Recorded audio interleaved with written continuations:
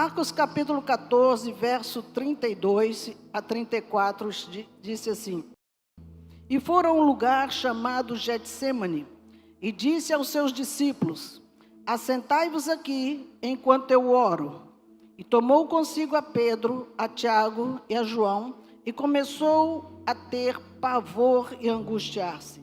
E disse-lhes: A minha alma está profundamente triste até a morte, ficai aqui e vigiai. Hoje eu quero falar sobre vencendo a dor. Diga, vencendo a dor. Quando nós olhamos aqui para Jesus, ele estava vivendo um momento de grande dor, sim ou não? Esse texto é o texto de Jesus no Getsêmani. E não foi um dia fácil para ele enfrentar essa dor, mas ele teve que enfrentar. Para mostrar para mim e para você que mesmo sendo filhos de Deus, vamos ter dores, vamos ter aflições, vamos ter dias maus, vamos ter dias difíceis. E como enfrentamos essas dores? Jesus aqui, ele enfrentou e travou uma batalha no Getsêmani. Aonde você trava a sua batalha? Reclamando, murmurando, chorando, se escondendo. Jesus, ele não se escondeu, irmãos. Ele travou uma batalha contra angústia e contra dor, levou alguns discípulos com ele até ali, aquele lugar, e deixou eles no cantinho e foi lá, sozinho, buscar a face do Pai. Era um momento terrível para ele. Era um jardim, mas ele não estava vivendo as flores do jardim, que nem tem. Ele não estava vivendo um paraíso como o Éden, que não é, né? É um jardim de oliveiras e muitas árvores apenas, mas Jesus foi ali. Isso revela uma coisa para mim e para você, irmãos. A nossa dor, ele carrega duas coisas. Grave isso. A nossa dor, ela carrega duas coisas: um propósito e a promessa. Diga isso, um propósito e a promessa. Deus, ele quer ressignificar a nossa vida através da dor. Nenhuma dor vem por acaso, irmãos. E por isso precisamos saber aonde estamos travando as nossas guerras. Aonde estamos lutando contra essa dor que está hoje perturbando a nossa alma. Nas redes sociais, postando como se tivesse tudo bem quando está todo quebrado, postando se tivesse tudo maravilhoso quando está com o casamento destruído, quando está com problemas graves financeiros. Aonde nós estamos lutando? Às vezes não é redes sociais, mas é nos colegas de trabalho. Chega lá e põe tudo para fora. Guarda a sua boca. Você acabou de ver que a sua boca Deus enche de bens, e não de lamúrias, de tristezas, de angústia. Aonde nós estamos falando, não, eu nem trabalho. Ah, então eu já sei, é nos vizinhos. Vai para a casa de um, vai para a casa do outro. Ali não é lugar de falar da sua vida. Ali não é lugar de viver isso, irmãos. Cada momento difícil da nossa vida tem um propósito de Deus. E além do propósito, tem uma promessa. É um propósito e uma promessa. Nunca esqueça. Você está passando uma perrengue doida, mas tem um propósito para você passar por isso, porque tem uma promessa maior do que você. Tem algo muito maior do que você possa imaginar. Então, antes de reclamar da sua situação difícil ou da dor, descubra primeiro qual é o propósito de eu passar por isso. Por que Deus está fazendo eu viver essa história? Não é aquele Deus, por quê? Porque não, eu tenho que descobrir em mim, porque eu preciso passar por isso. Irmãos, a ressignificação quer dizer, segundo o dicionário, atribuir um novo significado, um sentido diferente para algo que aconteceu ou faz parte da sua vida, como uma experiência ou uma situação. Aconteceu algo muito ruim, uma doença muito grave, um acidente muito grave, uma perda muito grande. Algo aconteceu e ali a gente achou que a vida se acabou, perdemos a quem amávamos, no acidente talvez, ou uma doença. Por que Deus permitiu isso? Eu preciso ressignificar a minha história, porque algo precisa ser tratado em mim, não no outro. Se Deus tirou de mim alguma coisa, é porque Deus queria que eu desse valor a outra coisa que não foi o que eu perdi, mas Ele mesmo, porque Ele tem um propósito na nossa vida, Ele tem um destino para nós. Então, a dor não quer dizer que Deus não nos ama. Tem gente que vai passando pela dor e diz: Deus não me ama, Deus não me escuta, Deus não fala comigo. Pare de jogar culpa no colo de Deus, vamos puxar para o nosso coração, para a nossa própria história, irmãos, porque tudo acontece por algum motivo. Nós demos motivo para alguma coisa acontecer. Uma infração no trânsito levou a um acidente, uma quebra de aliança, um adultério levou a um problema, um gasto excessivo levou a um outro problema. Então não é o problema de Deus. Eu preciso aprender a seguir as leis, a seguir as regras que Ele estabeleceu, para que eu não venha sofrer o ônus daquilo. Por quê? Porque nós muitas vezes queremos dizer para Deus que a culpa é dele pelo que está acontecendo. Mas não, a maioria das vezes são consequências de atitudes erradas que nós tomamos. Diga misericórdia. Às vezes são palavras liberadas de uma forma impensada, que aí precisamos mostrar: eu tenho que ter mais cuidado com o que eu falo. Nós vimos aqui há 2 semanas o Cláudio dando o testemunho dele. Ele foi fruto de uma palavra impensada. E quando que eu vou subir para contar um testemunho forte? Deus disse: então tá, vou te dar motivo para você ir lá dar um motivo, contar um testemunho forte. O cara infartou. Ele contou aqui, estou falando porque ele contou aqui. Então, às vezes, nós liberamos palavras impensadas e vem culpar Deus. Deus, por que eu estou passando por isso? Deus não é culpado, irmãos. Às vezes, nós passamos por alguma coisa porque nós ainda saímos do propósito que Deus tinha para a nossa vida e Ele está nos trazendo de volta. Vamos arrumar a vida, vamos voltar para o prumo, vamos voltar para o caminho. Como assim, Deus? Deus, Ele quer cumprir um propósito na nossa vida, irmãos. Jesus, Ele não errou em nada, mas Ele tinha um propósito a se cumprir. Ele tinha que morrer pela humanidade, e Ele sabia disso. Então, a reclamação de Jesus aqui não era pela dor que somente que Ele ia passar. Ele não estava dizendo: Senhor, tira essa dor de mim. Senhor, eu não quero passar por isso. Senhor, está doendo muito. Ele nem tinha começado o seu ciclo de dores, mas Ele sabia que Ele ia entrar em ciclos terríveis de dores. Mas Ele sabia que mais do que a dor, Ele tinha um propósito. E esse propósito era fundamental, que Ele cumprisse todos os passos do chamado de Deus para a vida dele. Por isso, queridos, mesmo nas estações difíceis, nos dias difíceis que nós enfrentamos, nós precisamos encontrar a esperança em Jesus. Olhar pelo modelo, a referência dele, que a Bíblia diz que ele foi àquele lugar e ele levou os discípulos com ele para que eles vissem, fossem testemunhas do que estava acontecendo ali. Porque poderia acontecer com eles também. Poderia vir coisas piores sobre a vida deles também. E diz aqui que eles viram algo acontecer com o seu mestre: pavor e angústia. Imagine só, acostumado a ver Jesus sempre firme, Jesus forte, Jesus controlado, Jesus equilibrado, Jesus curando, Jesus libertando, Jesus totalmente no controle da situação, e de repente o líder está descontrolado por algum motivo. Não, Ele também mostrou: a minha humanidade me dá o direito de sentir angústia e dor. A minha humanidade me dá direito de sentir essas mesmas emoções que o homem, que é pavor. Não é um medinho, pavor vai além do medo. E Jesus ficou meio que apavorado mesmo com a situação que ele sabia que ia ter que enfrentar.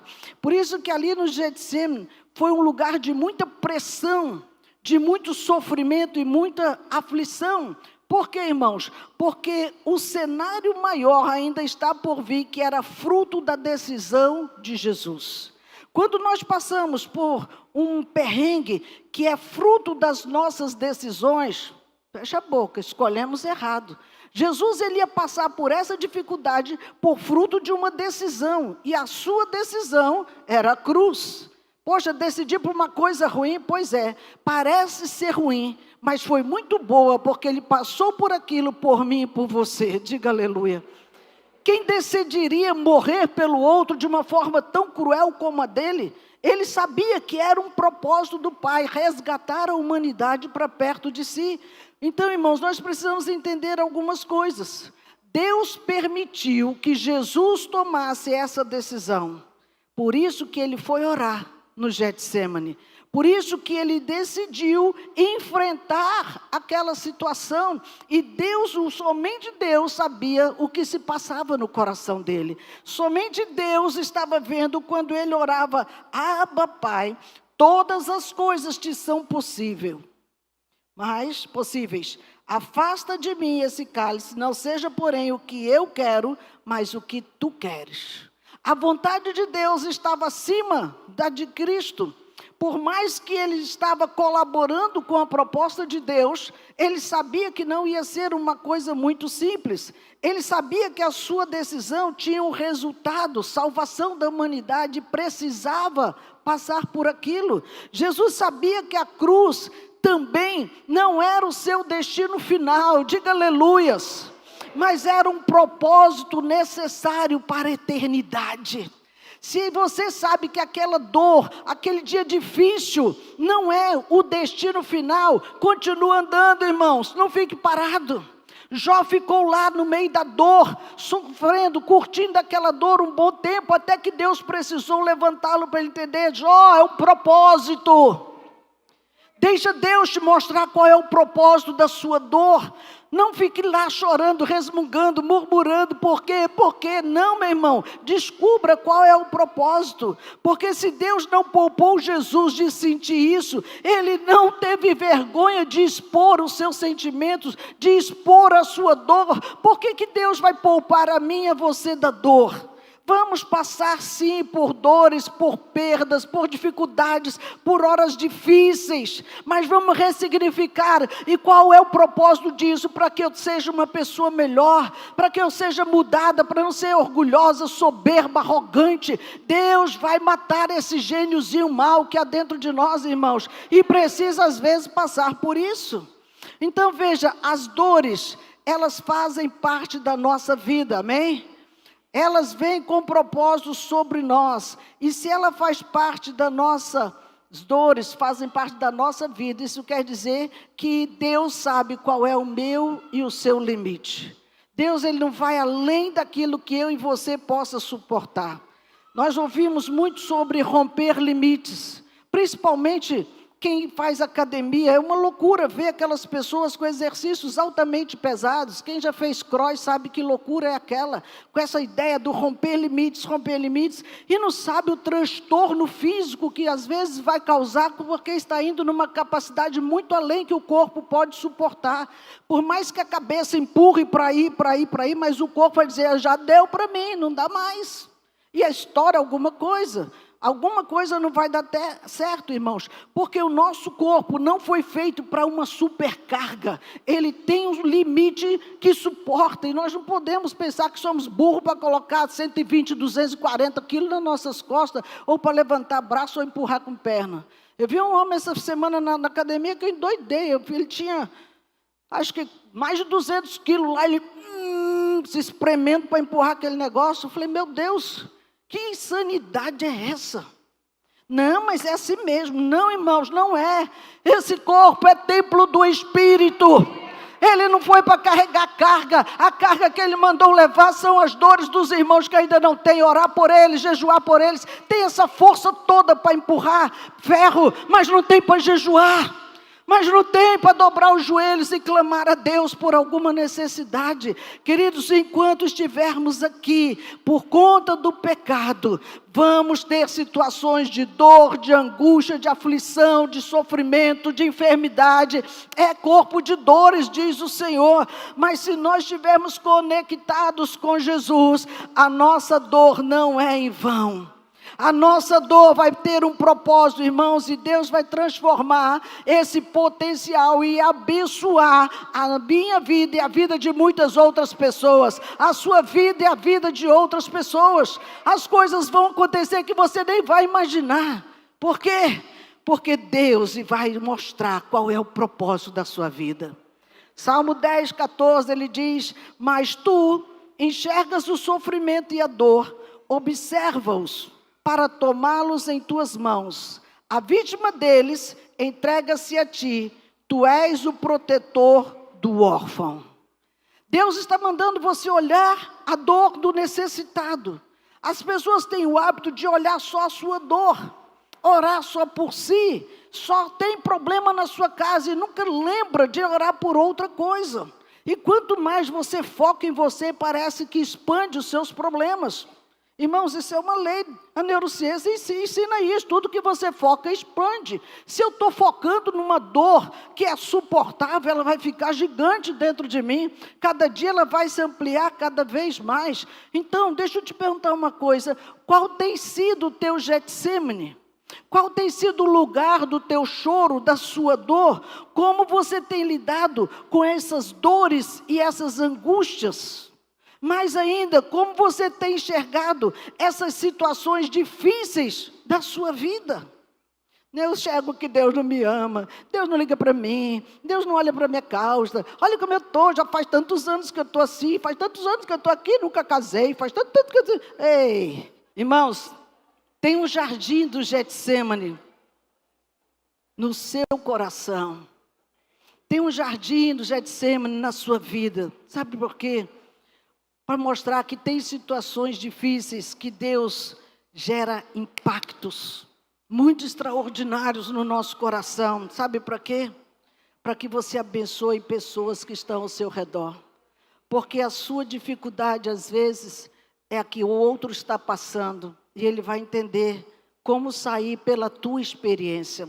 Ele vai entender o que é passar pelo Getsemane e ser vitorioso como Jesus foi. Ele passou, mas ele triunfou, ele continuou de pé. Então, deixa eu te ensinar alguns passos para que você viva essa ressignificação nesse processo de dor. A primeira coisa, renda-se completamente a Deus. Marcos 14:35, ele diz assim, indo um pouco mais adiante, prostrou-se e orava para que, se possível, fosse afastada dele aquela hora. Ele foi buscar acalento para a sua alma, nos pés do Senhor. Ele foi até lá buscar a face de Deus. Veja, irmãos, que os joelhos prostrados de Jesus, ele significa um coração rendido. Quando você se ajoelha aí para orar, você está dizendo, Senhor, eu me rendo. Faz aquilo que tu tem que fazer na minha vida. E nós precisamos entender, irmãos, que tem muitas coisas que acontecem em nós, em função de terceiros. Deus está nos preparando para algo muito maior. Por isso que não peça para afastar de você, porque Deus sabe o tempo de cessar. Ai, Senhor, para com isso, eu não aguento mais. Ele sabe, irmãos. Se você ora, Senhor, afasta de mim esse cálice, você está dizendo para ele, olha, eu não confio em ti, não. Está muito difícil, eu acho que não vai dar certo. A minha confiança no Senhor não está nesse nível. Irmão, se nós não acreditarmos que Ele é fiel e justo para fazer infinitamente mais, além do que pedimos ou pensamos, nós já perdemos. Então, para passarmos pelas estações de dor na nossa vida, o nosso olhar precisa ser entregar-se completamente a Deus.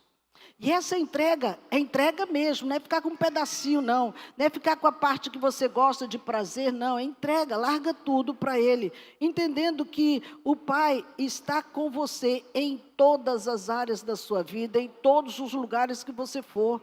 Não é porque eu estou com Deus, mas só na igreja. Aí sair da igreja, tu acha que Deus não está contigo no teu trabalho? Que Deus não está lá no seu banheiro, que Deus não está lá na internet das madrugadas. Você acha mesmo que Deus não está com você quando você anda nas ruas, quase se quebrando? Ele está andando junto com você, crente, Ele está aí dentro. E quando Ele está aí dentro é porque Ele quer que você entenda os processos que vão acontecer na sua história enquanto não mudar de atitude.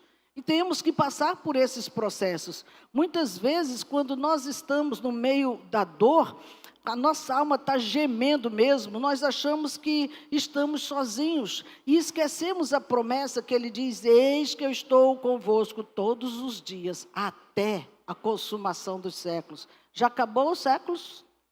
Então Ele ainda está com você. e vai ficar até o final, tem que entender isso. Mas as pessoas, às vezes, acreditam muito mais na mentira do diabo do que na palavra profetizada pelo Senhor para a nossa vida. E aí fica tentando toda hora dizer para Deus, não, Deus, eu confio, mas... Não, eu sei que tu me ama, mas o quê?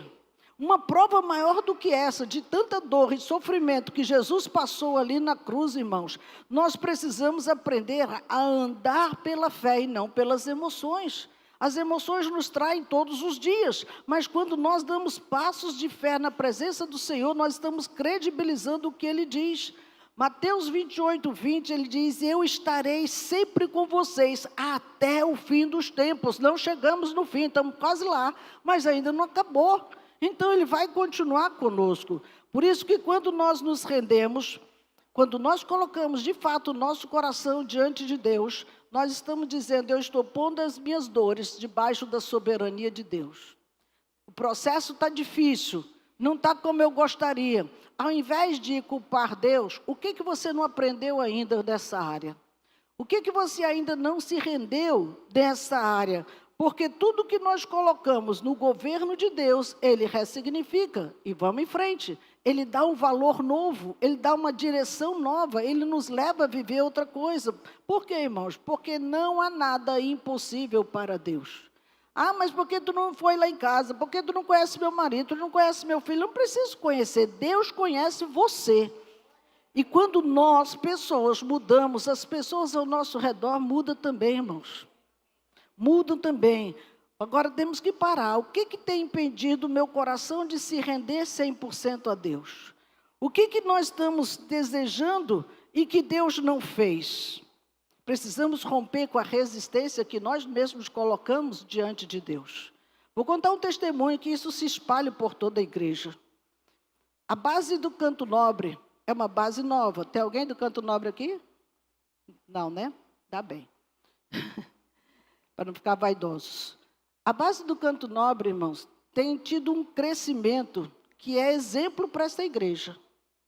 Mas sabe o que está por trás disso? Parabenizo até Jorginho por isso, que está liderando lá. Eu vejo o resultado de um discipulado eficaz. É o único que senta na minha mesa para ser discipulado. E eu vejo o resultado da vida dele. As famílias que vão para a igreja, que eu tenho orado para que haja conversão de famílias nessa igreja. Não vem um, dois e os outros ficam para trás, não. Um casal veio resolver um problema e foi criado uma célula dentro da casa dele. A família começou a fazer culto doméstico. Começou outro casal com outro problema, vamos fazer um culto doméstico. Eles, todos que são família, que estão lá na base, toda segunda-feira tem culto da família nas suas casas. Pergunta se tem problema lá agora de família. Não tem, irmãos. Por quê? Quando todos entram dentro da proposta de Deus, a paz. A paz dentro dos lares de todas as famílias. E vocês, se forem observadores, todos os eventos da sede, eles estão aqui com força. Muita gente, sim ou não? Pois é, pode observar. Estão em tudo. Não tem carro, vem lá do ramal para cá e não reclamam de nada. Eu queria que você desse uma salva de palmas para a base Canto Nobre.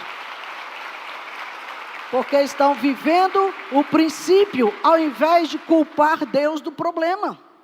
Irmãos, se nós cumprirmos o princípio, a nossa casa vai servir o Senhor, sim. A nossa casa será um lugar de paz, não tem confusão, bate-boca, desavença. Como? Se estamos servindo o mesmo Deus e praticando as mesmas palavras, tem algo errado. A segunda coisa, permita-se viver a intimidade com o Pai. Esse texto que eu li, que Jesus disse, Abba, Pai, se for possível, passa de mim esse cálice, mas não faça a minha vontade, mas a tua. Jesus estava entregando 100% a sua história nas mãos do seu Pai. Confiança plena, intimidade. Ninguém entrega a sua vida se não for íntimo com Ele, irmãos. E Ele ali entrou para que a bênção de Deus viesse sobre a proposta de Deus para a vida dele, que era resgatar a humanidade. Por isso que no momento de dor e de angústia, ele não foi chamar os discípulos: ei, vem aqui comigo, ei Pedro, Tiago, João, chega aqui, eu estou mal. Não, para com isso, está chamando A, B ou C. Clame quem vai resolver o seu problema. Ele foi ao Pai, e foi ao Pai que ele colocou a sua dor. Isso fala, irmãos, da intimidade. Quando nós não temos intimidade com Deus, queremos empurrar para o outro. Não, Deus sempre te ouve, fala aí com Ele. Por que você não fala para você ter a mesma experiência? Viver a mesma intimidade, ver respostas de oração na sua vida. Irmãos, quem tem intimidade com Deus na angústia, ele conhece profundamente a ação de Deus para tirá-lo daquela situação, para mudar a sorte naquela área. Por isso que essa intimidade com Deus precisa ser a nossa maior arma. O nosso maior mecanismo de escape no dia da dor. E ao invés de estar chorando, não, continue andando no caminho que chama Jesus, andando na direção dEle, sendo íntimo dEle, sendo próximo a Ele, afinando os ouvidos para ouvir os comandos que Ele tem para a nossa vida. A terceira coisa, seja resiliente para viver desafios. Marcos 14, 41 a 42, ele diz, voltando pela terceira vez, ele disse: vocês ainda dormem e descansam? Basta, chegou a hora. Eis que o Filho do Homem está sendo entregue nas mãos dos pecadores. Levantem-se e vamos. Aí vem aquele que me trai. Veja o que aconteceu aqui, irmão. Jesus orou por 3 vezes naquele Getsêmani, dizendo: Senhor, se possível, passa para mim. E Deus disse: não, não é não. Fica aí. Fica firme, você vai passar pelo processo sim. E ali, irmão, quando ele insistiu na oração, Deus fortaleceu o seu espírito. E ele disse: agora já está bom, eu já entendi, é esse o propósito, eu vou em frente. Eu vou sustentar esse desafio do Senhor. Ele não ficou perguntando mais nada para Deus. Não tinha mais porquês, não tinha mais situação nenhuma para reclamar, porque o propósito ficou claro. E ele disse: basta, vamos, o traidor já chegou. Agora, meter a cara e vamos enfrentar a situação. Enfrentar a situação, irmãos. Jesus, na sua dor, ele não deforma a dor, mas ele dá uma forma nova para ela. Eu vou encarar isso porque tem um propósito, e Deus vem e te fortalece para você passar por aquele vale. Ele vem e restaura a sua vida, trazendo paz para que o sobrenatural de Deus comece a acontecer. Mais do que isso, ele começa a nos levar a viver o renovo de uma confiança que nós não tínhamos antes, porque achávamos que era fraco, achávamos que não ia conseguir, mas ele nos dá uma confiança tão grande, de que algo muito estrondoso vai acontecer, que a nossa passada é passada firme, passada de fé, para entender o que Deus tem na nossa vida. Por isso que o Senhor molda o nosso caráter, molda a nossa mentalidade, irmãos. Para quê? Para você desfrutar da esperança. A esperança, ela vai mudar tudo na nossa vida. O que eu vou esperar? A solução de Deus para essa situação. A resposta de Deus para essa dor. O aquietar de Deus para a aflição de nossa alma. Por isso, deixa eu falar uma coisa. Não esqueça essa frase: quanto maior o dom, maior a dor. Queremos ser usados, queremos ser ousados, queremos unção, queremos graça. Ok, prepare-se para a dor. Vai vir dor, e não vai ser uma coisa simples não. Veja que Paulo foi arrebatado até o 3º céu, sim ou não? Quando ele chegou, ele não contou nada do que ele viu lá. Ele só disse que viu coisas inefáveis, que não era possível nem ele contar para ninguém. Ele guardou o segredo de uma experiência maior que ele iria passar a ter com Deus. E ele nem imaginava que experiência era aquela. Mas a Bíblia diz que ao mesmo tempo em que Paulo teve essa maravilha dos céus, que Paulo começou a ser usado de uma forma tremenda, o que aconteceu na contramão ali, irmãos? Deus levantou, ele diz lá em 2 Coríntios 12, 7, que Deus colocou um espinho na carne dele. Eu vou ler o texto. Para impedir que eu me exaltasse por causa da grandeza dessas revelações, foi-me dado um espinho na carne, um mensageiro de Satanás para me esbofetear. Ah, é? Por quê?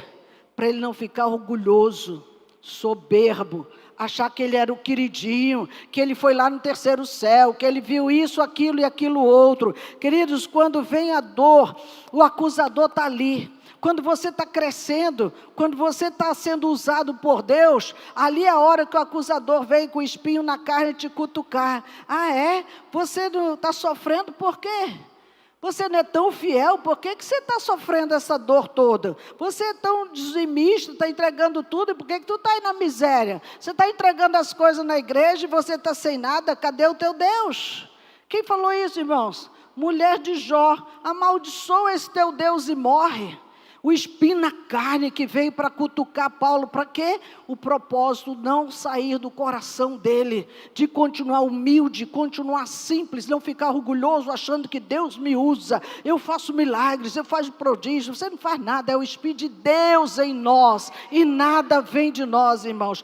Por isso que as pessoas que nós vivemos hoje um dia terrível da igreja de Jesus, porque a igreja só quer bênçãos, só quer felicidade, só quer prosperidade, só quer vida boa. Jesus não prometeu isso para mim nem para você, queridos. Deus amava Paulo, Deus colocou um espinho na carne lá, e toda vez que ele queria se ensoberbecer, o diabo esbofeteava o bicho para ele baixar a bola. Não é assim não, maninho, presta atenção.